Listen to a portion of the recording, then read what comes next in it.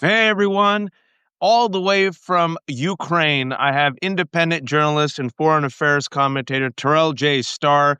He is in Ukraine. He's a Ukrainian expert. I knew him back in the day when he was talking about U.S. politics, and then later I found out, oh, this man spent years covering Ukraine as an expert on Ukraine, and ever since Russia has occupied, yes, it was Russia that is occupying and invading Ukraine. Terrell, next thing I know, is in Ukraine, using his expertise to do on-the-ground reporting from Ukraine, and he has a fantastic Substack. And he reached out to me a couple of days ago to make the connections between what's happening in Ukraine, what's happening in Israel and Palestine, and the greed and selfishness of the Trump administration and the MAGA movement in this particular moment. And so I've titled this piece "The Golden Age of Fascists." Trump, Putin, and Netanyahu. And as all of you know who watch The Left Hook, we like to connect the dots. And I was just right before we press play, I was talking to Terrell about huh, a foreign country, a dictator, a wannabe dictator, an authoritarian, occupying, invading, and killing civilians. Oh yeah, that's what's happening in Ukraine.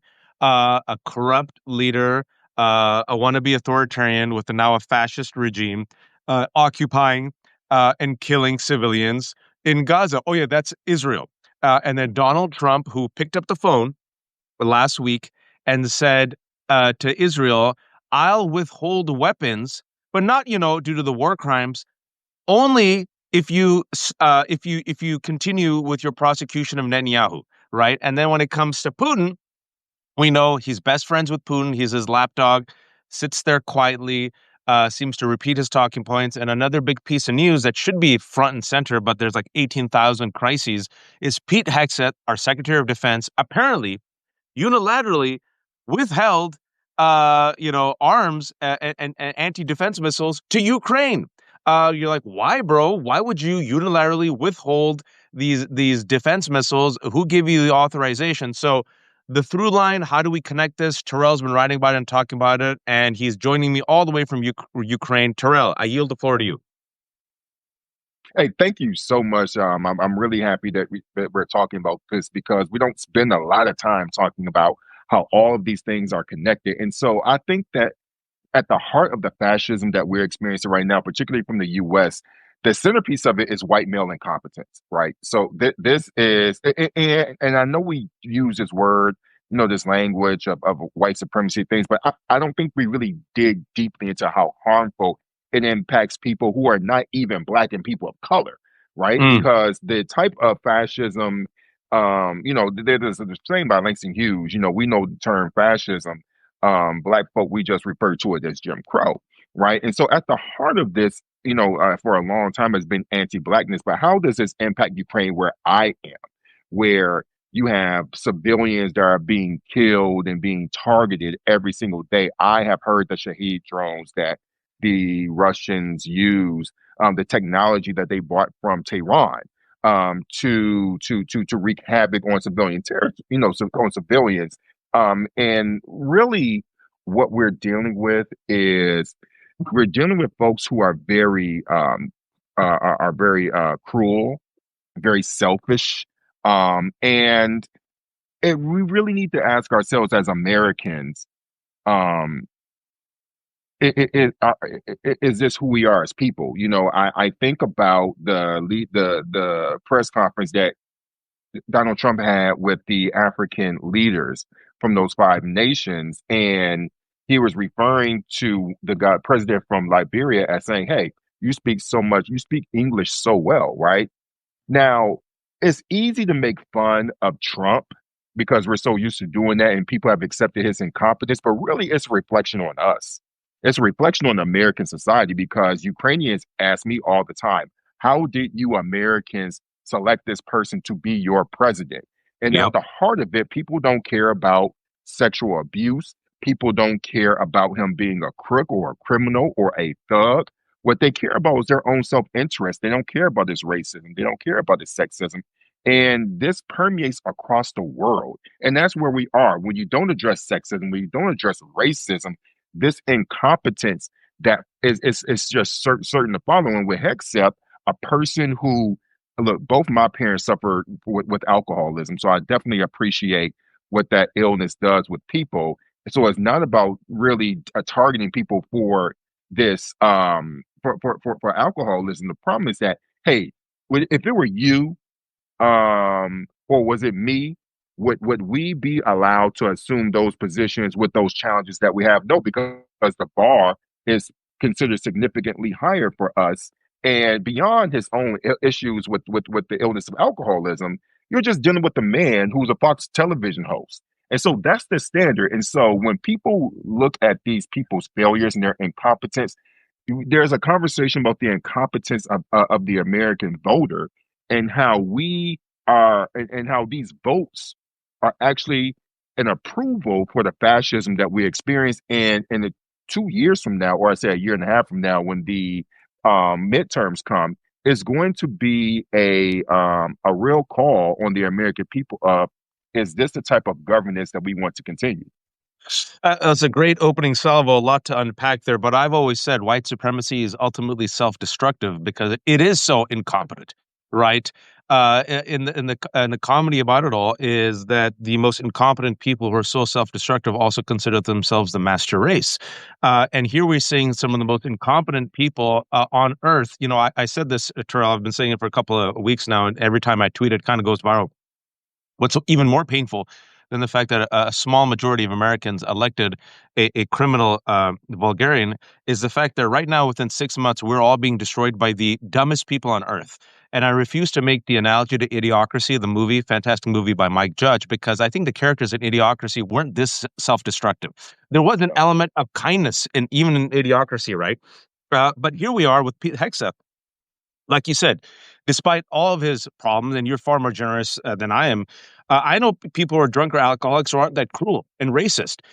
He's completely Yeah. unqualified, and I'm secretary. He's the Secretary of Defense, and the cruelty, the through line of cruelty, is just so incessant. That's what MAGA is. It's just cruel. And you're in Ukraine right now, but I could tell you in your country of the United States of America, they have the National Guard and the military joining ICE in terrorizing fellow Americans in LA, not just undocumented. I'm talking about citizens. I'm talking about workers. I'm talking about immigrants, and now 300 Marines. The day before July 4th, Donald Trump announced they're going to do the same thing in Miami. And now he has his own personal Gestapo in the form of this billionaire bill, just obscenely cruel, selfish, giving the rich people all the money at the expense of the majority. And speaking about cruelty and selfishness, it's a kind of a hallmark of fascist leaders. Putin doesn't care that his country is starving. Him and his oligarchical friends will make money, and he's about to die. Right, he's an old man. He has less years ahead of him than behind him. Doesn't matter. For his ideological ambitions to make Russia great again, war with Ukraine, his people will starve. The economy will go to shit. Benjamin Netanyahu doesn't matter. Just like Donald Trump, he knows that if he is not in power, he will probably be convicted and sent to jail. So permanent war it is.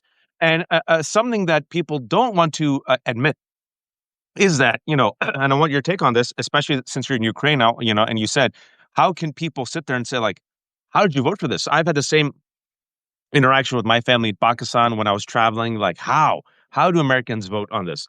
And how do Israelis keep supporting Netanyahu and this war? Which, sorry, folks, they do. A majority of Israelis are Yeah. with the extremist regime when it comes to Palestine. They might not like Netanyahu and his corruption, but when it comes to what's happening in Palestine, occupation and genocide, they're with him. And Biden always says this, Terrell. This is not who we are, and I say this is who we are. This is who we've always been. It's a Statue of Liberty welcoming people and people willing to commit civil war to own slaves. I yield back to you. Yeah, thank you. So there are a couple things that you brought up here. So let's go to I'll go to Ukraine since I'm here, and I want to go to Palestine. So the thing about here in Ukraine is that let's tell you how this war is directly impacting people. First of all, um, no one thought that Ukraine would be able to defend themselves as bravely as they did, and so what we rarely talk about is yes, the United States is supporting Ukraine in ways that it never has before in this history, in this history, particularly when Ukraine became an independent country, in 1991. Excuse me. However, what Ukraine is dealing with, they are an oppressed peoples, right? In a sense that they have always been under this Russian sphere of influence. They've experienced the Holodomor, which is the purposeful starvation of the Ukrainian peoples, and Ukrainian scholars and scholars across the world have deemed this as, the Stalin era starvation of Ukrainian peoples, the persecution, and I not say prosecution, the persecution of Ukrainian identity politically, language. I have, Ukrainian political activists have been murdered throughout the decades, right? Particularly during the Soviet Union, and so when I am in Ukraine and I'm bringing these issues up, um, people are surprised because you just lump them all into one blob of whiteness, right? And I used to think that way as well. But when you're here in the when you're here in this part of the world, first of all, if you're a Slav, right, you're not given that Anglo-Saxon treatment. You're not put upon the same pedestal as a British person or as a French person, right? And so the Ukrainians do have centuries of subjugation to Russian rule, where the term whiteness does not appropriately fit them within the context of their experience in this part of the world. Now, when Got it. you bring a Ukrainian or a Polish person into the United States, yeah, they integrate into whiteness like the Irish and everyone else has. And so that's a complicated thing when you're thinking about the Ukrainian struggle here. But also, I'll tell you what really threw me, what really was tough for me. After I went to Palestine, and this is before October 7th, as a black person, it made me sick to my stomach Can to I see how ask you these real human quick, Terrell? beings. Where'd you go? Can you tell us Yeah. where you visited? Yeah, yeah, yeah. So I went to Hebron. I went to, and forgive me for the names, but there's some names that just evade me. But I went to Hebron, which is really one of the toughest, depressed parts of the West Bank, right? I went to about four different cities that evade me right now, but I know Hebron is one of them. And it really made me sick to my stomach. Of course, I went to Jerusalem. I went to Jerusalem. But it made me sick to my stomach to see the roads that were considered pure versus unpure, right? Where like if it was unpure, that meant that the Arab was allowed to walk down those streets. If it was pure, which was for Jews, right? Then those are the streets that you can go down, right? And so it really, in just being a black person that walked on streets that are segregated, given the history of my people in the United States, I find it really shameful for any official, particularly people like black people in Congress, to be okay with this and to take Richie money. Torres? Yeah, yes, yes, absolutely. I find it shameful that black people can go to Israel and think that this shit is okay. It is not. I mean, I've never been so physically ill to my stomach. And I'll tell you the difference between covering a war and then just going looking, observing what I saw in Palestine and going into how do we as Americans have the moral consistency to challenge the war crimes of Putin as well as the war crimes of Benjamin Netanyahu, right? Because they both belong in the Hague. Let's just get that clear, you know. And I once I started tweeting about this, man, on Twitter, I lost 50,000 followers in a week. I remember that.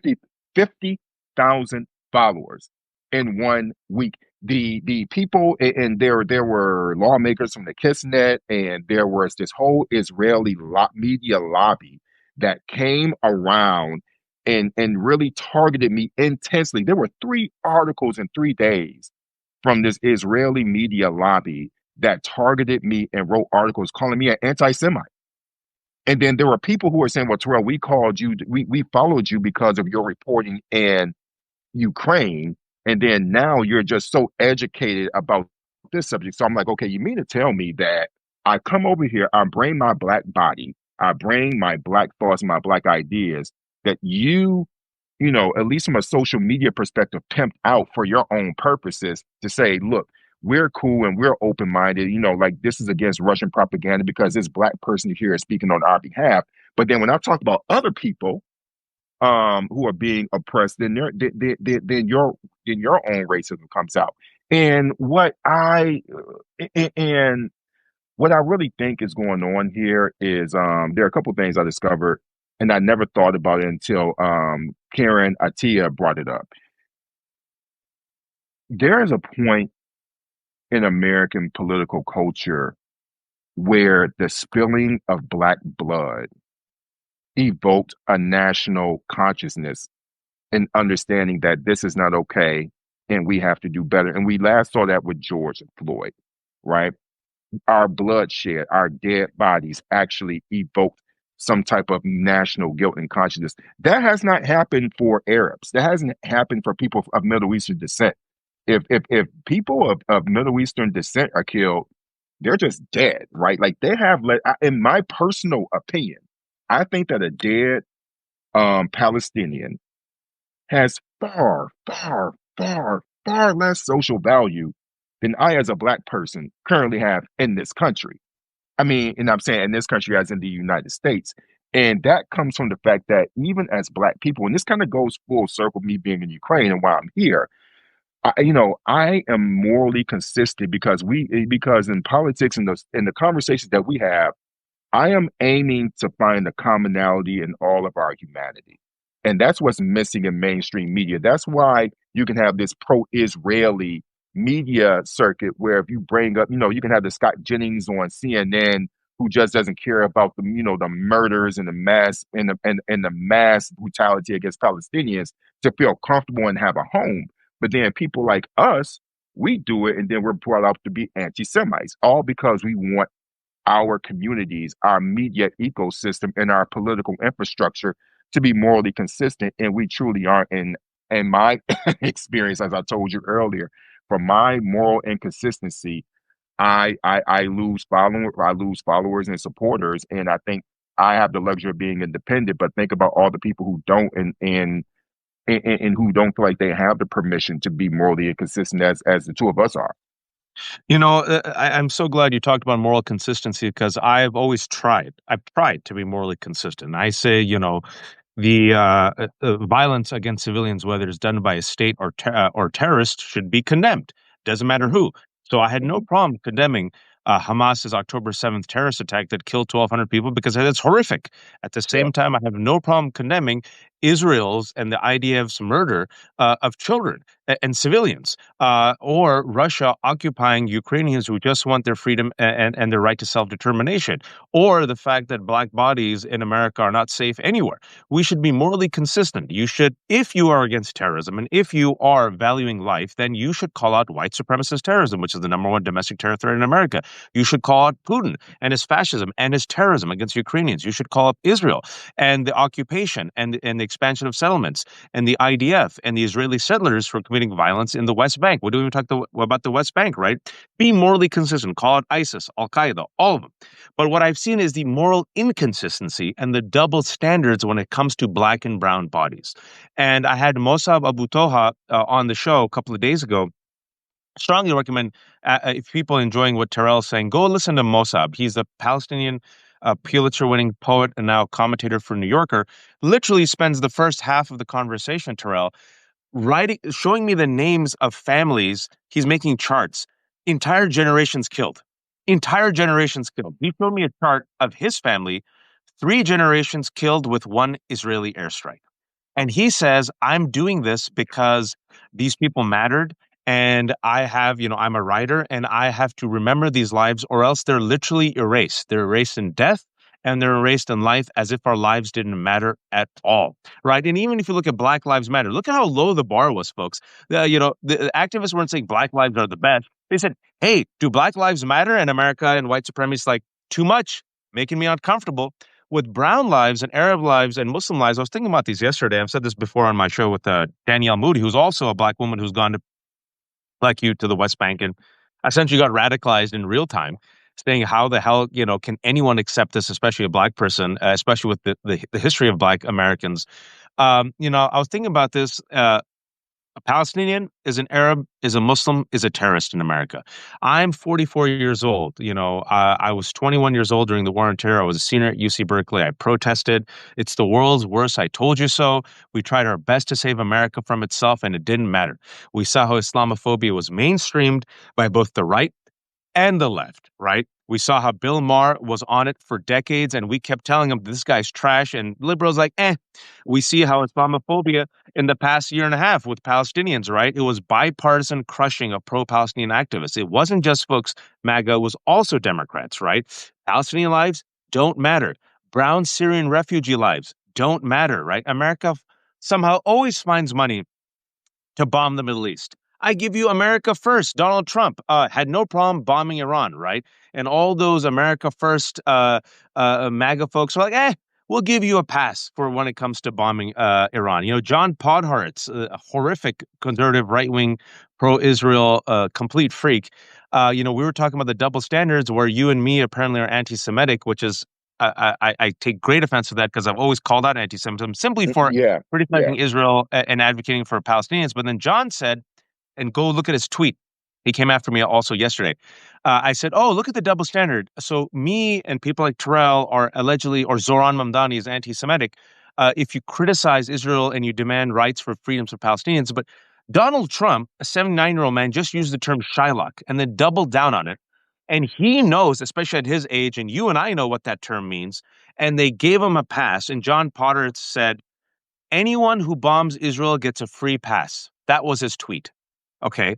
So we look at the double standards of whose lives matter, whose lives don't, right?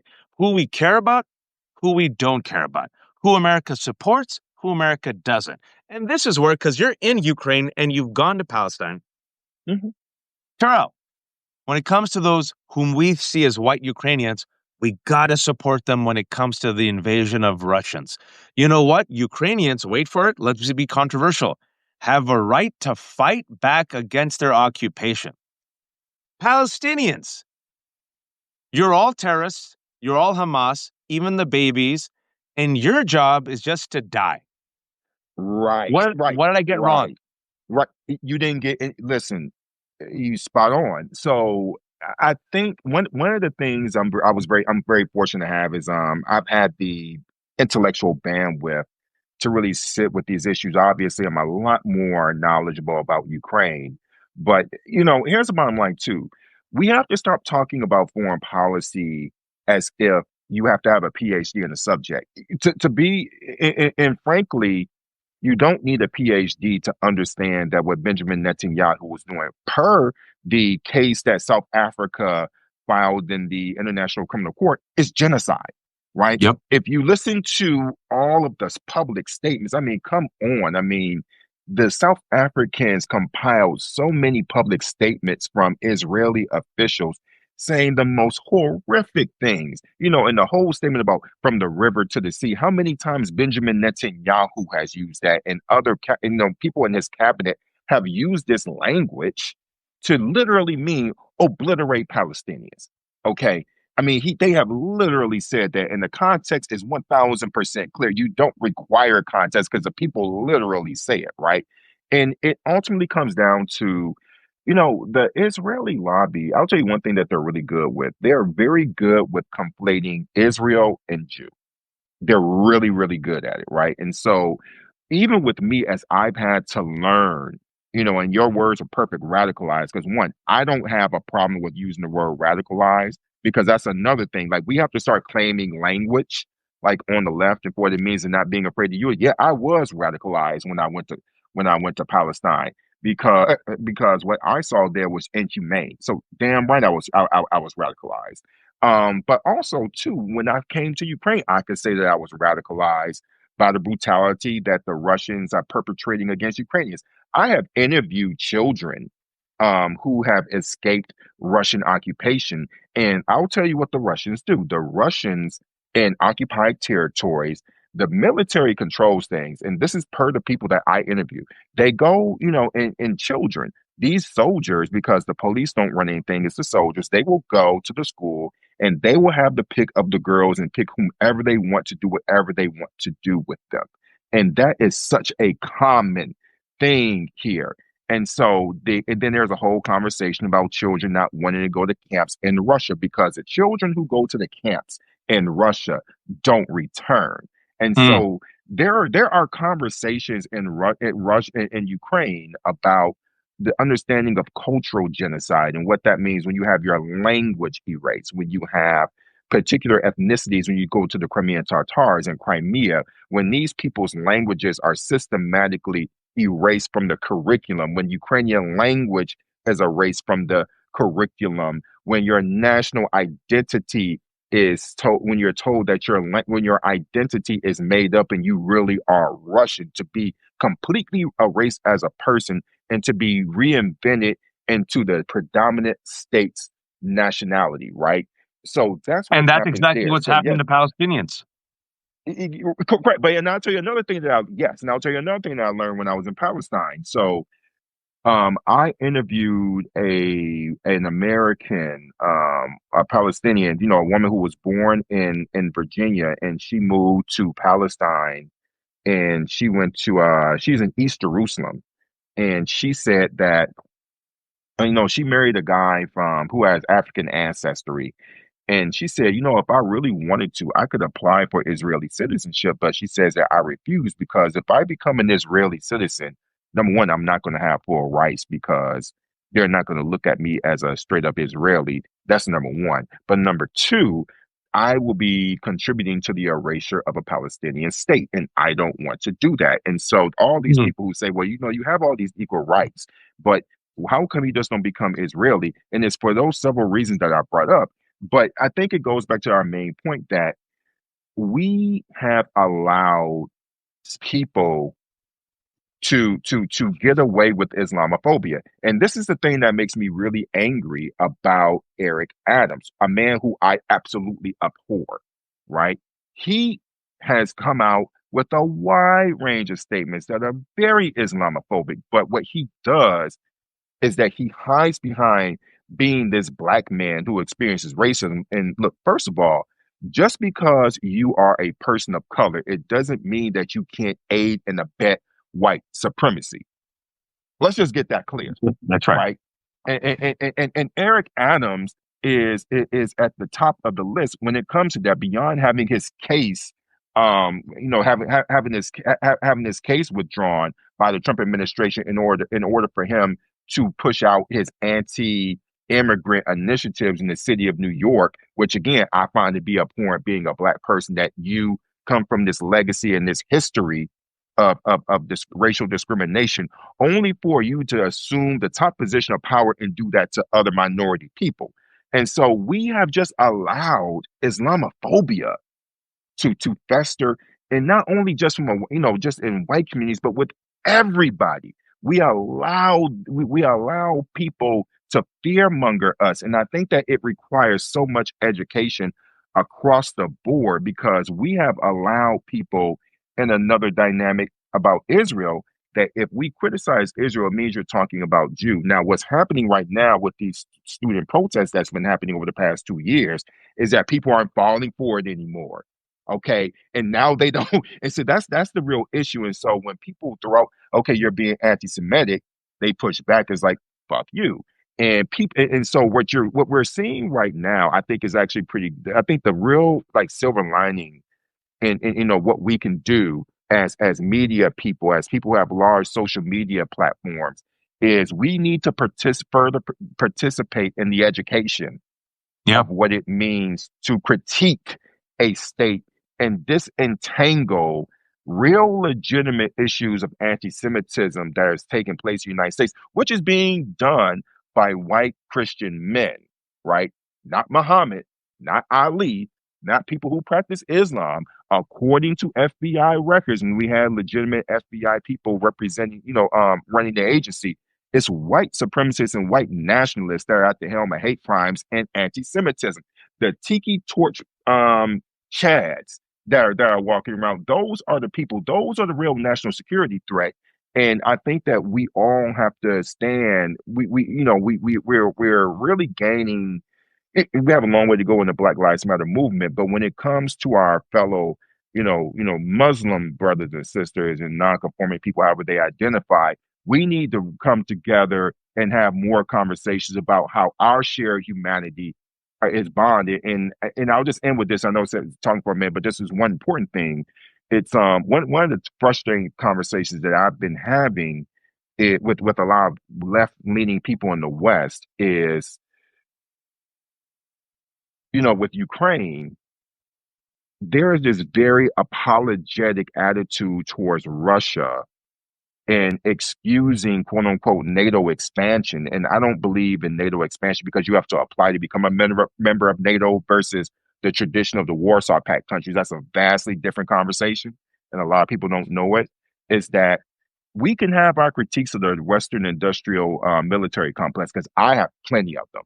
But when it comes down to a country actually defending itself, you don't get to tell that person to choose. You really need to have a lot more energy for the perpetrator of the violence than making up these excuses. But well, NATO is the cause of Russia invading a country that doesn't have the military capacity to threaten them militarily. And so with the Western, with the lefty leaning people, I just want us to really disentangle and this idea that just because you support Ukraine defending yourself, that really undermines the integrity of your anti militarism approach. And it doesn't have to be that way. We're talking about the moral consistency of being against occupation, being against fascism, whether it comes in the form of white supremacy and MAGA. Yes, MAGA. We'll talk about that in a second.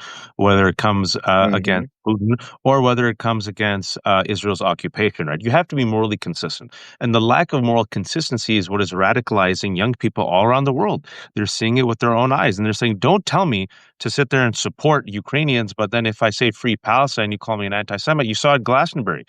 People have been radicalized in real time by a genocide they've seen on their phone. And specifically, young people in America are radicalized against the American system by what they've seen as 10 years of Trump. Think about it, folks. For young people, all they've known about the singular figure in politics has been Trump and MAGA. They've seen a violent insurrection. They've seen a corrupt criminal, a vulgarian inside a violent insurrection, pardon those insurrectionists, and then get rewarded with power, right? So their cynicism is warranted. And, I want to connect the dots for folks, and especially because for those who've joined us, 600 people, Terrell is in Ukraine right now. Terrell is in Western Ukraine. He's joined us from Western Ukraine. So for those who are joining us right now, he has a very fascinating vantage point. He's a Black American in Ukraine, listening to people, recording the people on the ground against an occupation, the Russian occupation. He went to Ukraine, he also stopped in Palestine for the first time, saw in real hand apartheid and Israel's occupation, and now he's seeing. From abroad, the United States destroy itself thanks to our version of fascism, which is white supremacy and capitalism in the form of Donald Trump unleashing ICE agents against Americans, pardoning the violent insurrectionists, right? Being given expansive powers. And also, as Palestinians are being erased and as Ukrainians are being erased very deliberately in this cultural genocide, we're also seeing a cultural genocide in America. Anti-DI means people like me and Terrell are being erased from the history books, erased from positions of power, and bringing back full circle the world's most incompetent people like Pete Hegseth are given a boost up, and also the oligarchy and the friends are rewarded. It's a caucusocracy, a kleptocracy, an oligarchy, a white supremacist regime. I call it a fascist movement. And also, a couple of minutes ago, I saw Officer Michael Fanone join us. I just want to give him a shout out. I don't know if he's still here, but Michael Fanone was one of those people who put his bodies on the line and saw in real time what happens with unchecked And fascism. shout out to you, sir. I never met him, but just want to say if you hear me, Officer Palone, I really respect you. Thank you. Yeah, thank you for what you did on January 6th, and thank you for your tireless advocacy. I don't know if he's still here. I saw him join for the first time, but him and Harry Dunn and others have used their privilege as officers to, uh, you know, uh, they're like, oh, if you care about backing the blue, you would have backed us, and you didn't. And the type of hate and smears that these men have gone, who were officers, right? So much about backing the blue. No, it's about backing the fascists. They went against the fascist, called out the fascist, and the horrific lies that have been spread against them. So I bring this all up about consistency because you are an American in Ukraine listening to Ukrainians saying, wait a second, Biden, with all his flaws, he had many, we could talk about that, but at Yeah. least with Biden, he was supporting Ukrainians. And now we got the consistency of fascists where Donald Trump is buddies with Putin, our oppressor, and Netanyahu, right? And I'm just curious, as you're an American seeing this occupation in Ukraine, and seeing what I think is this the rise of fascism in America. How are you navigating this, Terrell? What do you see as the consistencies or inconsistencies or parallels or lack thereof? Here's the thing. The thing about the white supremacists across the world, you have the Viktor Orbáns of the world, you have the rise of the far right. In Germany, you have the Alternative for Deutschland Party, which came in second place with 20% Yeah. in their last parliamentary elections. The white supremacists around the world understand that they may not agree with everything as far as the issues go, but what they value is they feel like their whiteness is being devalued, and they have developed a global coalition around that, right? And so they don't operate in rules. And so you notice a lot of these people are authoritarian, which means that Yeah. they don't have to abide by laws. In fact, they skirt laws or they create laws that benefit them. Meanwhile, you have good, well meaning people, Democrats, for example, who are too orderly, right? So a lot of the people who are in a better position to really take on fascism in the United States government are not positioned in those seats of power because it's not their turn, or they have not been these other person has been waiting in the wings while, and you got it, and this person has to get in, and maybe 10 years from now when you paid your dues, then that's when you can take the helm. Whereas with Trump, here's the thing that you notice about Trump. Hegseth, he's our age, right? He's like 44, 45 years old, no military experience, right? And no real military experience that you could think of. Like my parents have more military experience and know-how than this man does because both of them served in the military, right? And also, Trump, bring up Hegseth's age. He takes all these young people, and it doesn't matter if they're competent or not. What matters is that they're loyal and they Yeah. operate by a different standard of what qualifies you to lead the Democrats. I'm not saying that people of good faith like us have to do it. And I think that it's really great that we do have values and that you do need education and you do need to be worldly and you do need to know that the reason why Liberians speak perfect English is because they were colonized by the freaking British, and the United States has its own history there. And so I think that I value education, which Trump and Republicans of this day work to destroy. But what we don't do well, people on the left, and that's another thing.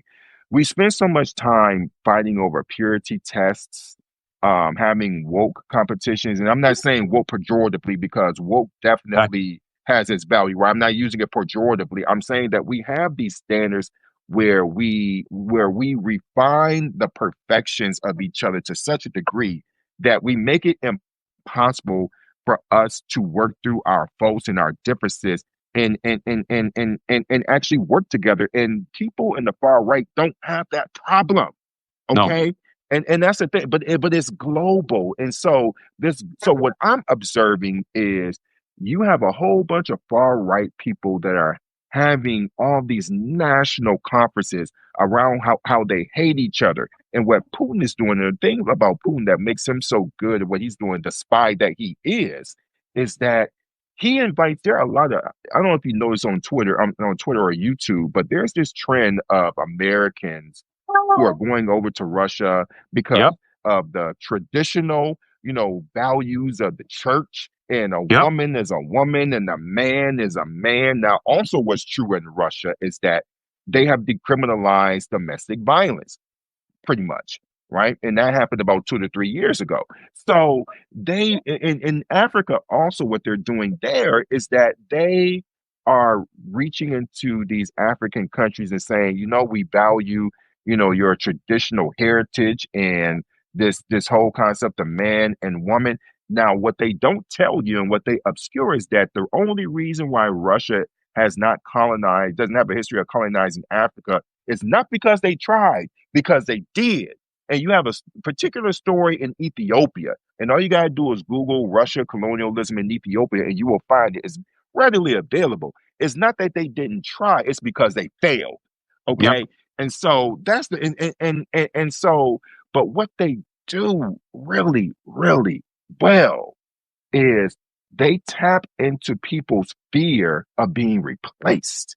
Yep. And the left spends so much time arguing with each other, talking about who has a purity contest, about the purity contest, that we can't come together and realize that despite our differences, and we fight battles with each other internally. Meanwhile, the far right and the white supremacists realize that there is a war and they're going against all of us. That's what I see.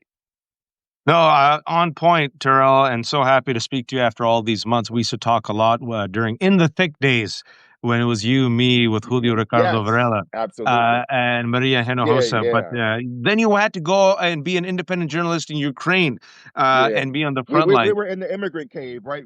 Didn't Maria call it the immigrant cave or something like that? Yeah, and then we were. I If you ever came remember to New York. actually the day that Donald Trump won. The next morning, you, me, Julio, and Maria were on in the thick, and I was in New York covering the election. And to go back 10 years now, to fast forward 10 years, we see the death rattle and the death march of white supremacy and fascism. And speaking about the consistent threads of fascists, you see it with Putin, with Netanyahu, with Viktor Orban. You could see it also with white supremacists, the KKK. You also see it with Al Qaeda is the following. Hmm. There is one pure race, one pure people who, in a romanticized past that never existed, were pure and were decent and were warriors. And then this outsider group came and tarnished them and corrupted them and is trying to replace them. And as such, it is a pure fight, a holy fight sanctioned by God that we have to use violence to cleanse these outsiders, some would say invaders, to retain and reclaim this glory that once belonged to us. And furthermore, a consistent thread amongst all fascists, and Terrell touched upon it's a very important thread that people don't pick up on, is a misogynist patriarchal hierarchy where men, certain type of men, have to be at the top and women are at the bottom, but the woman's honor is within the four corners of the house, and the woman has the honor of birthing the next warrior. And in this hierarchy of purity, of warriors, of elevating the select class, there can be no deviation. The deviation and the corrupting influence is LGBTQ or anything that is, not norms when it comes to the genders, men who aren't men, women who aren't women. And as such, they must be eradicated as well. You see it with Nazis, you see it with Orban, you see it with Russia, you see it with Al Qaeda, you see it with ISIS, and you're seeing it in MAGA right now. The consistent threads that connect these fascists, right? And as Terrell was saying, if we've been trying to talk about this for years. Steve Bannon said that Viktor Orban of Hungary was Donald Trump before Trump. Viktor Orban now comes to America and is invited by conservatives all the time. Tucker Carlson went to Hungary and gave the world's softball interview. Right? Tucker Carlson went to Russia. Yeah. You remember that? Now, what you're seeing, what Terrell was talking about, is you're seeing a lot of MAGA men see Russia and the Russian Orthodox Church as the model, where men are literally, I'm not making this up. You think we're making this up, where men are men. And now you're seeing the $200 million that was spent by Republicans to do what? Weaponize anti transgender fear mongering that helped tilt enough votes that gave Donald Trump the election. This is how it all works, folks. And the last thing I want to say, and I want to ask you a final question is and thanks so much for staying, Terrell. I know you're in Ukraine. For the 700 people who joined us, I strongly recommend listening to our entire conversation. I'll have it up in an hour or two, and Terrell will have it up on his fantastic Substack. Yeah. Is Elon Musk, Russell Vought, Donald Trump, folks? They're not the same. Right, Elon Musk has his own, just absurdly dystopian, eugenicist type of future. Russell Vought is a white Christian Yeah. nationalist. Donald Trump is a racist and also a grifter. But what these folks have in common, as Terrell said, is a fidelity to the same fears and the same supremacy. White supremacy, we're being replaced. And okay, I might not agree with you on everything, but we agree on the basics and the core. So let's help each other out, right? Let's help each other out. Let's make America white and great again. And the other stuff, we'll disagree. That's the core of it, folks. I always say the twin sins of America have always been racism and greed, white supremacy and capitalism. And you see the fusion of it in Donald Trump and the MAGA movement, and you see the connection with Netanyahu and Orban and Putin, we might not be that crazy, folks. And then the final question I have for you, because I have to ask you this, because we're seeing these same forces, which oftentimes, Terrell, people might not like hearing this, are bipartisan. The death march of white supremacy and greed has turned into a death rattle. And that death rattle, I believe, is being shown in the form of the vicious, cruel, racist, Islamophobic attacks on Zohran Mamdani. You're seeing the right wing work with MAGA, work with AIPAC, work with ADL, work with Clinton, work with Clyburn, work with the New York Times to take out Mamdani, whose message is New York should be affordable for everyone, and why the F should we have billionaires? Terrell, take us home. Take it away. I yield the floor to you. As a New Yorker who is going to find time when I come back home to New York City to volunteer for Memdani, I truly have hope that when you think about the left, when you think about how can we have conversations, how can we find the commonality in our humanity, I believe that Memdani has the blueprint for us to follow electorally because this is one of the biggest progressive victories that I could think about, recently, right? When you think about a city the size of New York, he showed you this is how you can have a conversation with everyone. And let me just be, as somebody, I've lived in Europe enough to appreciate socialism. Look, I want a socialized structure. I believe that our government should be able to take care of ourselves, right? And I like the fact that he's bold in who he is, because what he's saying essentially is that we don't have a free market. We have a corporate ties dominated market in which people, the everyday working poor person is at the bottom. But when you talk about this attack against him, I'm looking at it even in the Democratic Party, the Democratic leaders like Hakeem Jeffries who refuse to come out and just and endorse him, right? I think about all of the leaders in the Democratic Party, Black people, Latino, who are not really going behind Mamdani because here's the thing: he actually threatens the very power that funds their campaign, right? And what he is doing is showing us that there is a different model that we really need to change in order to serve the people. And I can't think of that Supreme Court ruling back in 2011 to 12 that pretty much gave unlimited power to Citizens United. Citizens United, right? And so what we have in New York City is, which is very positive, is that you have matching funds where if you get $1, then the city of New York gives you eight, that type of thing. I'll tell you something that really stood out to me about him, and I think really scared people is when he said, "You know what? Don't give me any more money." What politician does that, right? This man said, "We have raised enough money during this primary.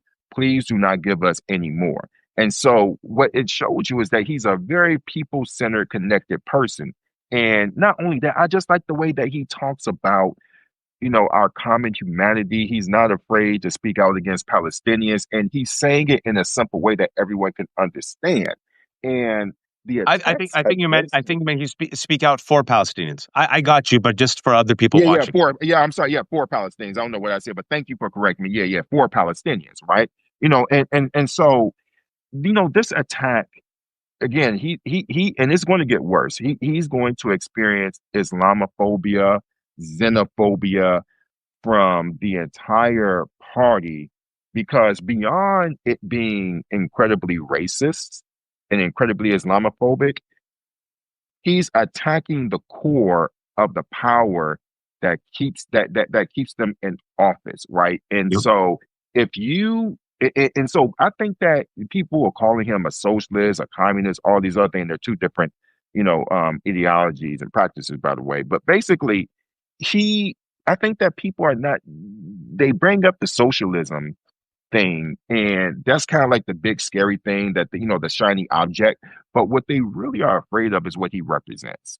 And and I think that it's easy to attack what he represents if you look like how he looks like, right? Like this stupid thing about him being, checking black on his application. Stupid stuff in the New York Times, right? Look, as a black person, I'm, I could really care less. That man was born in Uganda. He spoke to us, and we live in a society where we have to sit down and check that box. And that's a conversation that all of us have had, particularly if you're somebody who was not born in a country, you have the very unique background that he does.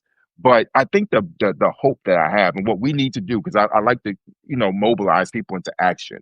Um, the Democratic Party, the power structure that's really trying to bring down Mamdani, we didn't do it with Trump, but at least the people of New York have the ability to do at a local level what enough of the country did not do at the national level, which is show that we are better than the white supremacy that is aiming to divide us. And it doesn't matter if it comes from a black face, a Latino face, a person of color face, that money face. And New York showed that they could do that the first time and we could do it the second time.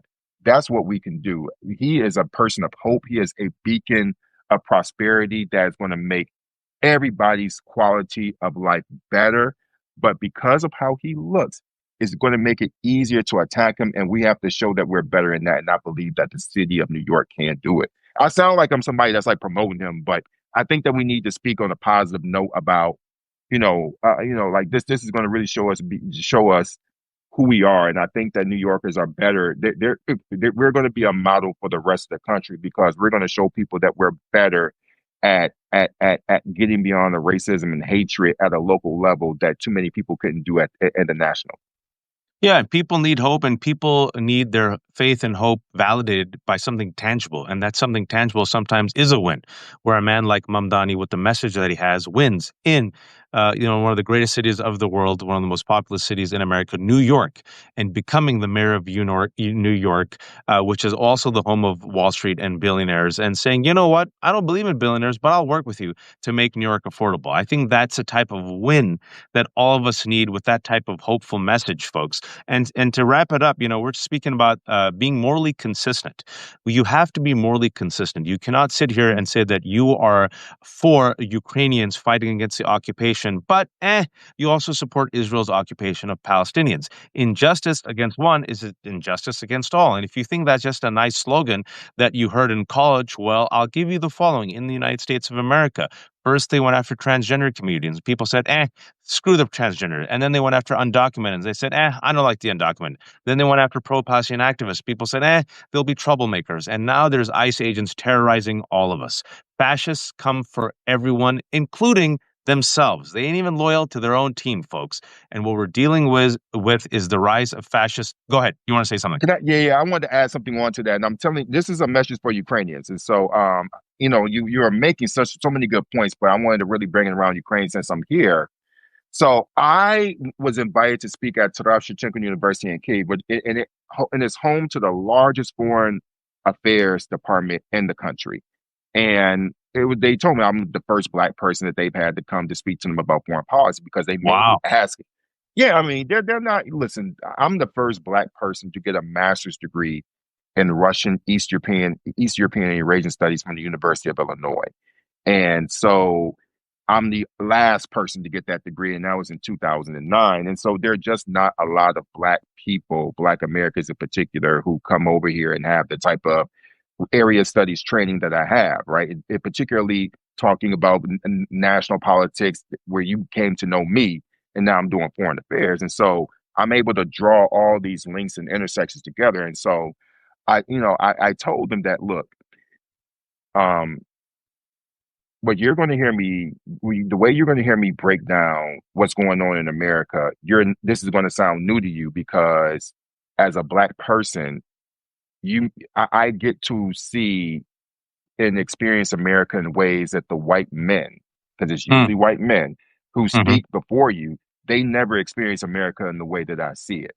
And so and I was telling them basically that the anti-blackness that has customarily targeted people of color, they're now targeting Ukrainians because Ukrainians are under several programs where it's about 250,000 of them, and their statuses are being threatened as well.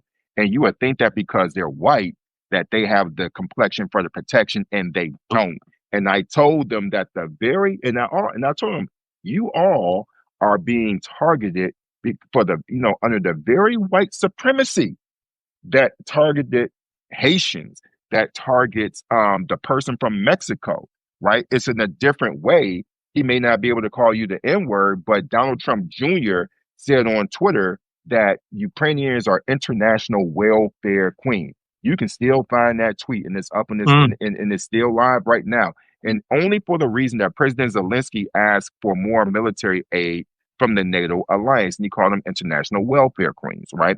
And so, that language was used by Reagan, popularized by Reagan to describe the quote unquote ghetto black person. And so I explained to Ukrainians that this language and this targeting and this anti-blackness that you think will not impact you is. And Yep. so when you all become diplomats, when you become leaders in international business, etc., and people from the continent of Africa give you the side eye when you're having conversations about why should we care about Ukraine when you're all are taking sides with our oppressor. I want them to have the intellectual dexterity to really appreciate that they have to participate in upending the white supremacy Yep. that targets us because it's eventually going to target them. It's bad for you too. And they finally got it. And so that's just one way that all this stuff connects. Terrell's smarter than me, but I'm a simple English major, and the way I say it is fascist come for everyone. And I hope this conversation for those who are on the fence, having Terrell, a Black American scholar from New York in Ukraine, reporting from Ukraine right now, connect the dots, who also went time and saw for himself what's happening in the West Bank. I hope you all can see the consistency that exists within fascist regimes, supremacist regimes, the corrupt, and also the moral consistency that is needed by the majority to fight back against these oppressive forces. So all of us, inshallah, can be free. Terrell, before I let you go, man, Inshallah. shamelessly promote yourself. Absolutely. Please, you all are listening to me. I want to thank you so much for having me on. And please come over to my Substack. You should be able to find it at the top of your screen. And so I talk about the intersection of foreign policy. I internationalize the Black experience. And my job as a journalist is to really help you all understand how we can look at foreign affairs news and find out how we can be good global citizens to one another. I don't just talk about Ukraine. I talk about why you should talk about Ukraine and why we should care about each other. I think that I am a person who convenes a media ecosystem of people of goodwill across the world, and I want you to join that global community of how we can live with each other and make a world a better place. Ukraine is where I start, but it's not only where I am. I go everywhere across the world, interviewing people, Sudan, Palestine, elsewhere, all coming together in one place and really figuring out how we can find the commonality of our humanity. Please come on over to Terrell J. Starr Official. And please, thank you all so much thank you, brother, for having me on. This feels like the in the thick days, but we could do it on Substack. Yeah, we could do it on Substack, and it's so glad to see you and hear from you. And I'm glad you're safe. Take care of yourself, and it's good that you have Terrell representing America, so people can see it ain't the ugly Americans that there are. We're sending some of our brightest. We're sending some of our brightest and best who are also informed and empathetic. Take care of yourself, everyone. This has been the Left Hook. It's been my 1 year anniversary this month. I just crossed 75,000 subscribers, which, yeah, I've kept everything for free. There are no paywalls. You pay what you can. So if you enjoyed this conversation, I'm independent. I don't bend the knee to anyone. If you have a few bucks, we're like Blanche Dubois. We depend on the kindness of strangers. Both Terrell and I are independent. Yeah. If you can subscribe without money, you don't have any money, we get it. Subscribe. Spread the good word. If you have a few bucks, it goes a long way. I also co-host Democracy Ish with Danielle Moody. We'll be on tomorrow at 12 p.m. Eastern Time. Folks, until then, I've always said everyone has a superpower. Kindness is a superpower. Empathy is a superpower.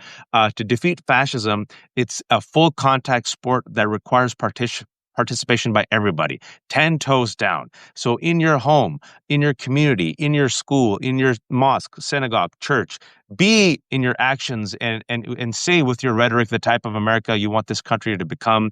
It will require all of us. And always remember, we have the numbers. We have the numbers. We just have to organize and flex. So until next time, be kind, be empathetic, and please, oh, please don't be a fascist. Take care, Terrell. All right, peace. Late.